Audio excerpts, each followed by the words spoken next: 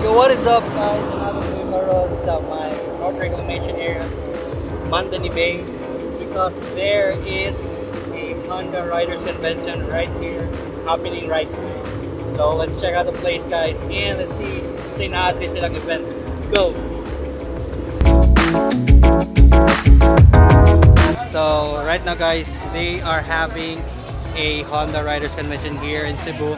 Di ba may sa Luzon, Visayas din natin sa? Yes sir. So Visayas like as what Yes mentioned guys, is the Visayas like. So natin sa Cebu karon, so natin ang ilang event. So let's see inside guys, unsay na ito makita and makatry na sila mga motor guys, so mag-register ta dito later. Right now guys, at my back na ay pwede ka makatry sila mga motor.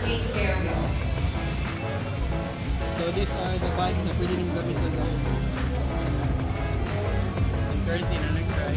So direct lang gamay ng course in which makatry ka silang motor. Aside from pwede ka mo try o mga motorcycles nila sa Honda, nagpa-event sila of motorcycle show. So let's check this motorcycles guys. Let's roll the montage.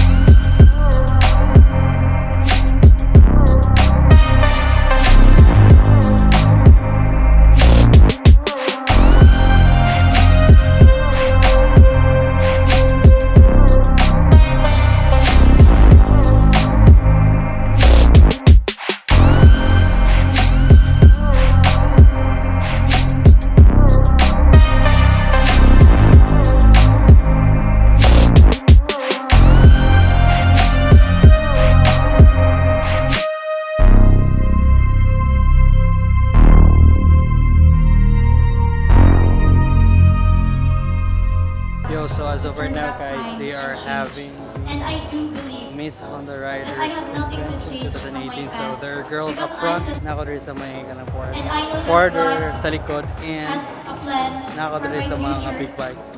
Because I do believe the big contented of what I have.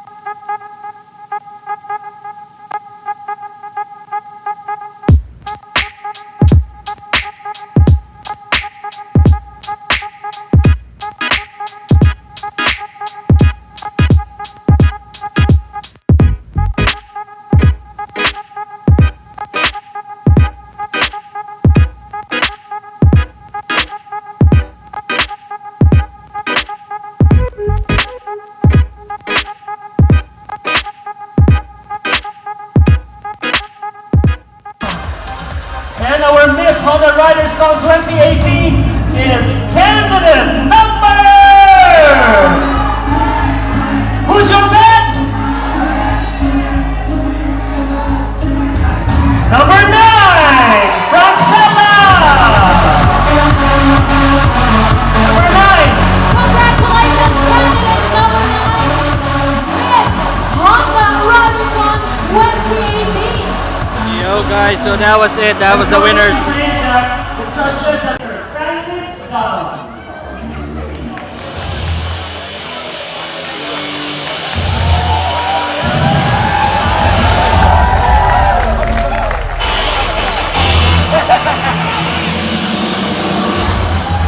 So if you guys don't know, the guy who just walked in front of us is the oldest, and he's the oldest member of the oldest club here in the Philippines. So that's why he's being recognized right now. Yo guys, we are with Sir Francis Daban, the oldest motorcycle rider here in the Philippines. Sir, hi sir. I am Kenneth sir from Hello, I'm Daddy Kenneth. Do you have any advice sir sa mga katulad kong riders kung paano ba na maging mailab ako sa motor hanggat 80 years old? Kasi ang pagmotor, siyempre, passion natin yun. Yeah, passion po. Once na in love ka sa two wheels, talagang in love ka sa two wheels. Alright. Una, alagaan mo yung katawan mo. Oo. Avoid stress. Avoid mga vices. Mga bisyo. Kailangan uminom ka rin. Uminom ka. Kasi kailangan ng katawan natin ang Okay. alcohol. So, Sir Francis Daban of 82 years old, uminom rin kayo. Oo, yung moderate. Moderately. Pantayan mo rin ang buhay mo kasi ang hirap magmotor kung Overweight. masyado ka ng, Kagaya ko. palagi isipin ang safety. Safety first. So, safety, una, pag sakay ng motorsiklo, dapat Complete gear. riding gear. Alright, complete riding gear. Protection mo yan in case of accident. Opo. Then, number 2, see to it that your motorcycle is in good condition. Yeah, in good, perfect condition yung motorcycle niyo po. Pag kondisyon ang motorsiklo, susunod sa iyo yan. Oo. Then number 3, Number 3, observe all traffic rules and regulations. observe all traffic rules and regulations mga And- nakamotor ha. And report using the road.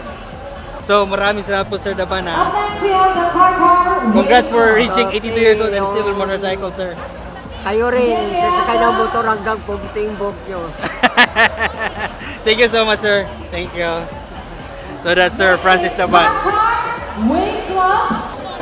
So we have just finished interviewing Sir Francis Daban, and currently ilan ang ipang recognize sa mga Honda motorcycle clubs ngari sa Cebu, mga active motorcycle clubs. Thank you, Cebu.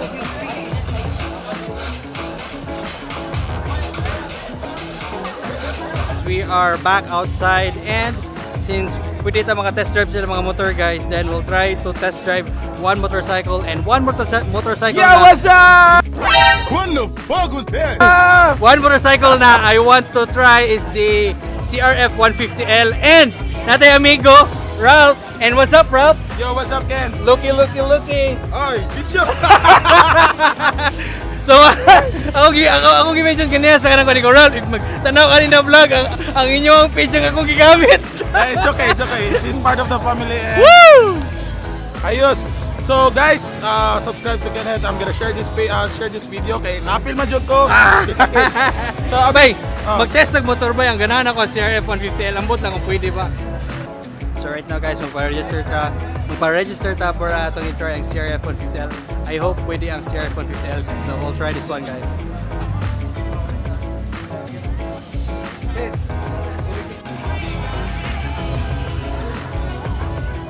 Feeling na ako, rider na ako, kaya naka-gear ko. Sa sulti pa ni Sir Francis Daban, so kailangan mag-gear yun daw. So, feeling rider na guys. Frita na gear. Motor na like uwang. Kinabi dyan na ba na basta mga nakaundang pakboy ako. Uy, dili uy! Nakakuha nun! Ang gagunit na ng camera, may fuckboy. Ayun pa ginagawa. Yo, so guys, mayaman naman ta guys. Nakapayt ang CBR 150 na rin. Spot cash. Atong test drive. So atong helmet guys, mahalon AGB. Sponsored by AGB atong helmet lang, di malak, patay. Shout out AGB, di malak ninyo helmet. Kaya to sa lipaglak pa bali. Ada bali day ah. Bogo lang day. Bogo. Ara. So ato gini mga review ang atong CBR 150 guys. Mo ni ang newest motorcycle sa Honda, and ato ning test drive right karon. Ano rin pag-on. Alright. So makita niyo sa gauge guys na yung mga number. Kung ano yung bala sa gamit ana. Mag-start na sa mag-start. So mag-start na ni ipisita ng brake. Ay, di mo ni scooter. Neutral. Alright. Feel the power of Honda guys. Masagin ni bay? Honda rips your heart? Uy, yung sama ka uy. Unsa gini bay? One down, all up? Oh, wanda ko na. One down, all up ni sir? Yes, 1 down then 5 up. So, let's go! Itra na day. Kuha na day. Premiera na day. Go. Kuha na ito ka na. Kuha. Interlude. Alright.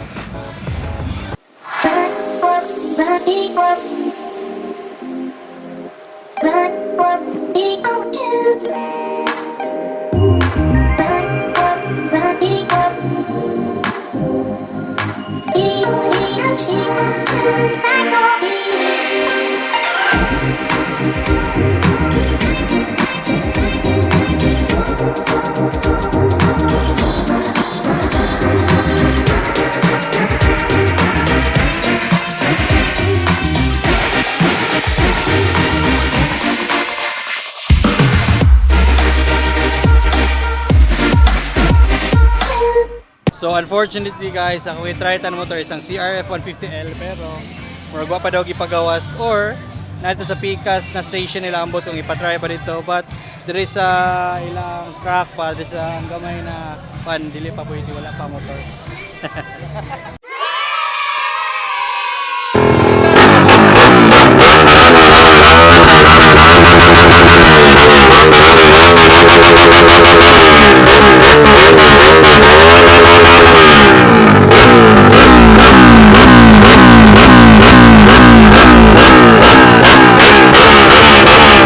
I don't know guys, pero murag battle of the loudest pipe naman nilang gibuhat diri. So let's check this motorcycles out guys.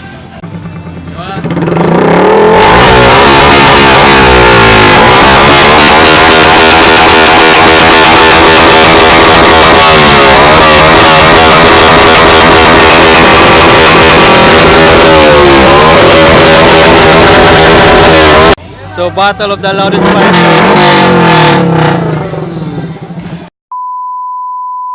Yo, what is up guys, back at it again with another video drop from yours truly, your daddy Ken. So today guys, we are here at the Honda Riders Convention 2018 Visayas Lake, where lots and lots of motorcycle clubs are being invited so that they can have a congregation of all motorcyclists here in Cebu. Vlog takeover sa tong amigo. Nasi po. Cheers. Hi guys, so vlog takeover. So kuyog na ko ang ato ang pinakangilngig na si Babing. Hello mga charing. Ayaw tagtodan. O sa mga masulti karon sa atong event sa Honda, daghan na kay mga kaliho kano sa mga masulti. Kuan gisa nindo jigay siya kay event niya. Nindo jigay kay nakayusa ka na mga kuan, mga group sa kuan. Dali atong mga motor, mga Honda. Tanan naglibong na Honda na ni dire. By the way, Babing, ano sa ipakota na? Ano mo rin kong yung mama? Dili kay ni misaka siya sa PCH karon nagsiga.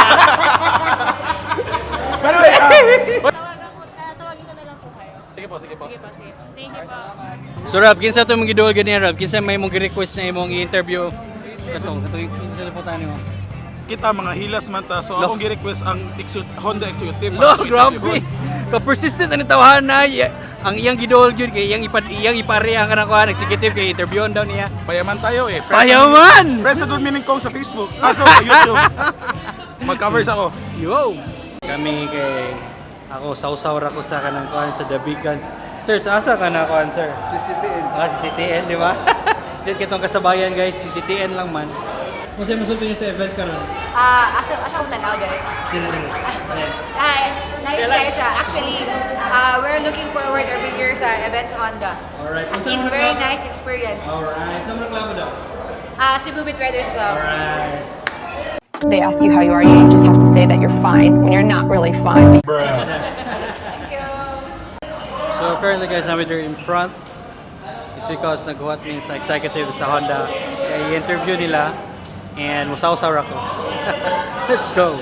As mentioned, there will be 6 new motorcycle models that will be launched. It caters from automatic to off-road sports categories.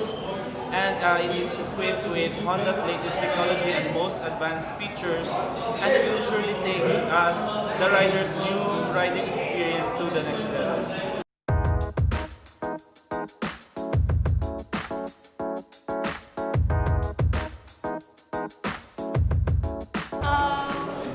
It's because we also saw the parang different talents ng mga Cebuano. Alam naman natin na ang mga Cebuano, they're very known for being good singers, so we really enjoyed that.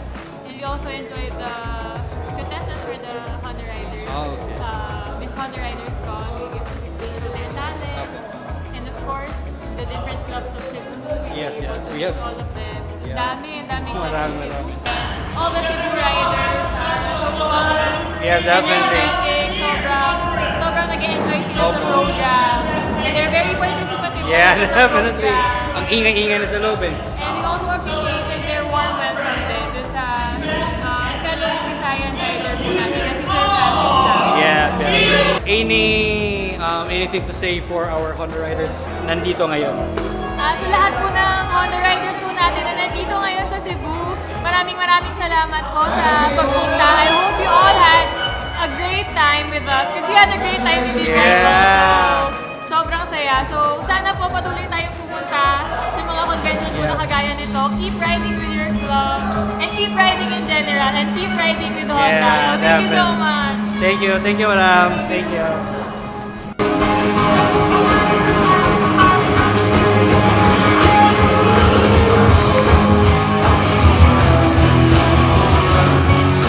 So this is what I'm saying, guys. We have the local band Cueshe in the house.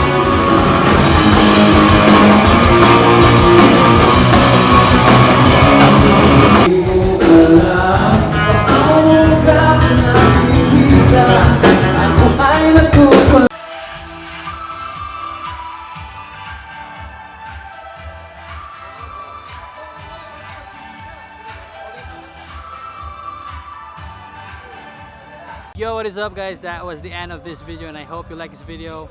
If you like this video, please like, share, and subscribe. And also you could comment in the comment section below if you want to see more videos like this. And I'll see you in the next one. Cheers.